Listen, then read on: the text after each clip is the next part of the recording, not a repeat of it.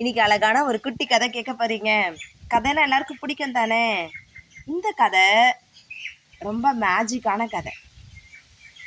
சரியா? ரெடியா? கதை கேட்க தயாரா இருக்கீங்களா? கதை யாருக்கெல்லாம் வேணுமோ அவங்கள கை தூக்குங்க பார்க்கலாம். Very good, super. சரி, கதைக்கு போலாமா? இந்த கதை படிக்கும் போது எனக்கு ரொம்ப ஜாலியாக இருந்தது. ஸோ நீங்களும் கேட்கும்போது ரொம்ப கவனமாக அந்த கதையை கேட்கணும். ஓகேவா? அதாவது பவள நாடு அப்படின்னு சொல்லிட்டு ஒரு நாடு இருந்ததான். அந்த நாட்டை ஆண்ட ராஜாவோட பேர் அழகப்பன். ஓகே. ஸோ அவருக்கு 3 பசங்க. அந்த 3 பசங்களும் என்ன பண்ணாங்கன்னா மாணிக்கம், முத்தன், பொன்னையன்னு 3 பசங்க இருந்தாங்களாம். சரியா? இந்த ராஜாவோட அரண்மனையில் ஒரு பெரிய தோட்டம் இருந்துச்சான். அந்த தோட்டத்தில் விந்தையான மரங்கள், செடிகள், இந்த மாதிரி நிறைய அதிசயமான மரம்லாம் இருந்துச்சான். இதை பார்த்தாங்க. ஒரு நாள் என்ன ஆச்சு, அந்த அதிசயமான ஒரு மரம் சொன்னேன்ல, அந்த மரம் வந்து மாமரம். அந்த மாமரத்தில் ரொம்ப அழகான பழங்கள் பறந்துதான். அந்த பழம் என்ன பழம் தெரியுமா? சாதாரண பழம் கிடையாது, அதுதான் தங்க பழம். சரியா?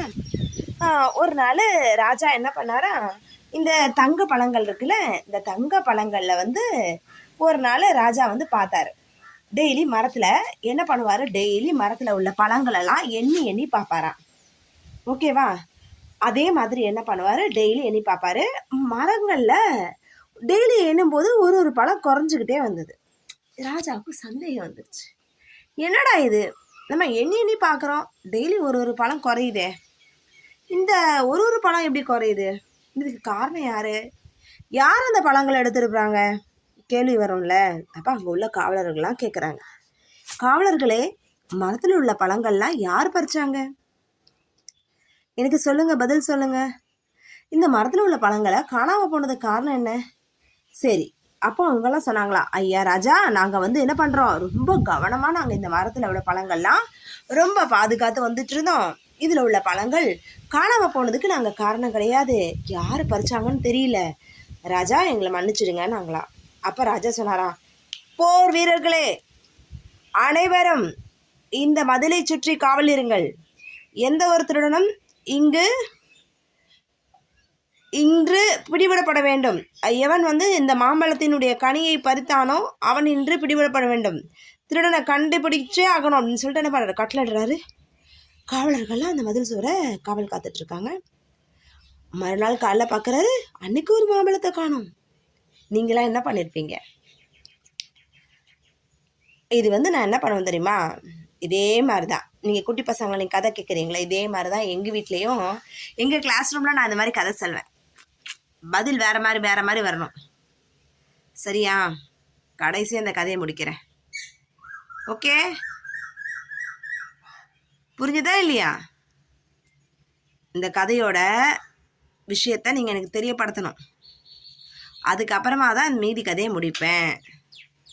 ஓகே, நாளைக்கு சொல்கிறீங்களா, இன்றைக்கே சொல்லிடுறீங்களா?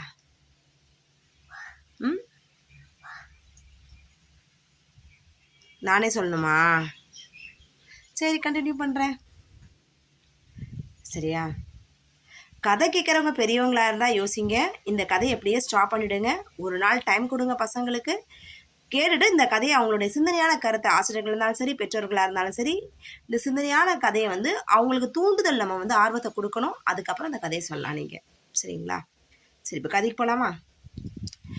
இப்போ ராஜா பார்த்தார்ல, இப்போ என்ன பண்ணிட்டாரு, இப்போ காவலர்களை நம்பலை, 3 பசங்களையும் கூப்பிட்டாரு. மூத்தவன் பேர் என்ன சொன்னேன்? மாணிக்கம். மாணிக்கம், வாப்பா இங்கே. அப்பா சொல்லிட்ட, நீ தான் என்னோட அரசு வேலை, என்னுடைய முதல் மகன். நீ என்ன பண்ணணும், இன்னைக்கு மரத்தை நீ தான் பாதுகாக்கணும். இன்னைக்கு நைட்டு காவல் உயிர், இந்த மரத்திலோட பழங்கள் காணாமல் போகக்கூடாது, நீ தான் பாதுகாக்கணும். சரிப்பா அப்படின்ட்டு அவனும் பார்த்துட்டே இருக்கான். நடுரவாயிடுச்சு, நல்லா தூங்கிட்டான். என்னடா காலையில் அப்பா வராரு, காவல் காத்தியா? ஆமாப்பா. மறந்து என்னடா இன்னொரு பழத்தை காணா, எங்கே திருட, நீ கூட விட்டுட்டியா? லாய்க்கே இல்லைடா நீ, போ அப்படின்னாரா. 2வது பையன் முத்தனை கூப்பிட்றாரு. டேய் முத்தா, உங்கள் அண்ணன் தூங்கிட்டான்டா, சரியா காவல் காக்கல, நான் சொல்கிறது நீயாவது ஒழுங்கா கேளு. இன்னைக்கு நைட்டு இந்த மரத்தை பார்த்து அதுக்கிற, புரிஞ்சிச்சா?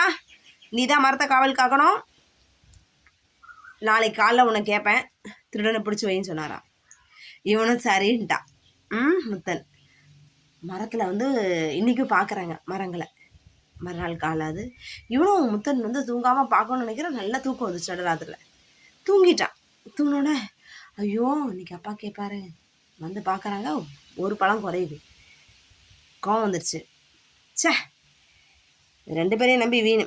பொண்ணை என்னோட 3வது பிள்ளை நீயாவது கண்டுபிடிடான்னு சொன்னாராம். இவன் என்ன பண்ணான் தெரியுமா, பொண்ணு சரிப்பா அப்படின்னா. நைட்டு தூக்கம் வந்துடக்கூடாதுல்ல, அதுக்காக என்ன பண்ணால் இந்த செடியிலலாம் பனித்துளி இருக்கும்ல, அந்த பனித்துளியெல்லாம் என்ன பண்ணான் கண்ணில் அப்படியே வைப் அவுட் பண்ணிட்டான். நைட் நம்ம எப்படியும் தூங்காமல் இருக்கணும். இன்றைக்கி பூரா என்ன பண்ணோம், அப்படியே முழிச்சிருந்தே நம்ம என்ன பண்ணோம், எப்படியாவது இந்த திருட பிடிச்சே ஆகணும்னு நினைக்கிறான். அப்போ பார்த்தா அங்கேருந்து கிழக்கு திசையில் ஒரு ஒளி வருது. அந்த ஒளியை பார்த்தோன்னே எனக்கு அதிர்ச்சியாக இருக்குது, ஆச்சரியமாக இருக்குது. இந்த ஒளி எங்கேருந்துப்பா வருது, இந்த ஒளி எங்கேருந்து வருது, வர்றதுக்கு காரணம் என்னன்னு யோசிக்கிறாங்க. அப்போ வந்து பார்த்தீங்கன்னா அந்த வெள்ளை ஒளி பட்ட இடத்துல அப்படியே பார்க்கும்போது ஒரு அழகான மயில், தங்க மயில், சரியா, பழத்தை ருச்சி சாப்பிட்றது. ஏன் தெரியுமா, இந்த பழம் மட்டும், இந்த மரத்தில் உள்ள பழம் மட்டும் தேனை விட அந்த சுவை வந்து ரொம்ப ஜாஸ்தியாக. அப்போ யாருக்காவது ஆசை இல்லாமல் இருக்குமா, இதுக்காகவே இந்த மயில் டெய்லி. அப்போ பார்த்தான், ஆஹா இதுதான் இந்த திருட்டு மயிலில் தங்க மயில் வேற. இன்னும் என்ன பண்ணுறான், அந்த அந்த பழத்தோட சுவையில் அப்படியே மயில் என்ன பண்ணுச்சு, தன்னையே மறந்து அந்த பழத்தை தின்னுக்கிட்டே இருந்துச்சான். இதை பார்த்தான், ஏய் நிறுத்து நிறுத்து நீ நிறுத்துன்னு சொன்னாரா. நிறுத்திட்டு பார்த்தா மயில் பார்க்கவே இல்லை, பார்க்காம வந்து சாப்பிட்டுக்கிட்டே இருக்குது. அப்போ சரி ஸ்டாப் பண்ணலாம் அப்படின்னு சொல்லிட்டு மயில் கிட்ட வராரு.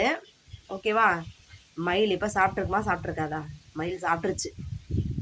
சரியா, சாப்பிட்டுட்டு அந்த அப்போ வேகமாக கேட்ச் அவுட் பண்ண போகிறான். ஓகே, மயில் ஒரே ஒரு ரெக்க மட்டும் மாட்டுது, மயில் பறந்து போயிடுது. இந்த கதையை நெக்ஸ்ட் செஷனில் கண்டினியூ பண்ணுறேன்.